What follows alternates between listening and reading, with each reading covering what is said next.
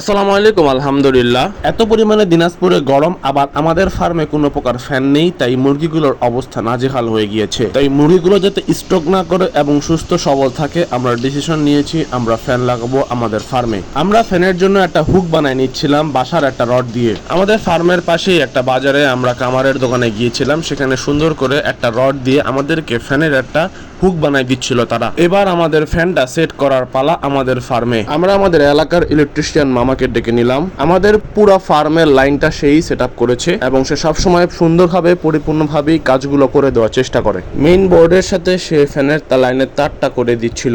ফার্মের লাইন করার সময় আমরা পূর্বের প্ল্যানিং অনুযায়ী আমরা একটা সুইচ বাকি রেখেছিলাম, কোনো কানেকশন দেইনি। সেই সুইচের মধ্যেই এখন আমরা ফ্যানের লাইনটা দিয়ে দিলাম। আলহামদুলিল্লাহ, ফ্যান দেওয়ার পরে একটা অবিশ্বাস্য ঘটনা ঘটলো, কারণ ফ্যানের নিচে কোনো মুরগি থাকতেছে না।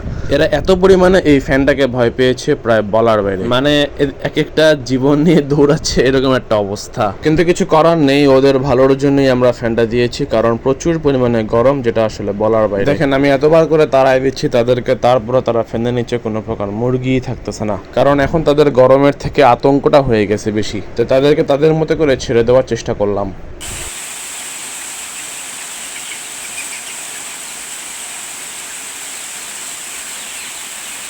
ফ্যান সেট করার পরের দিন আলহামদুলিল্লাহ প্রচুর পরিমাণে বৃষ্টি হয়, যেটা অনেকটা আবহাওয়া ঠান্ডা করেছে। আসসালামু আলাইকুম ওয়া রাহমাতুল্লাহ।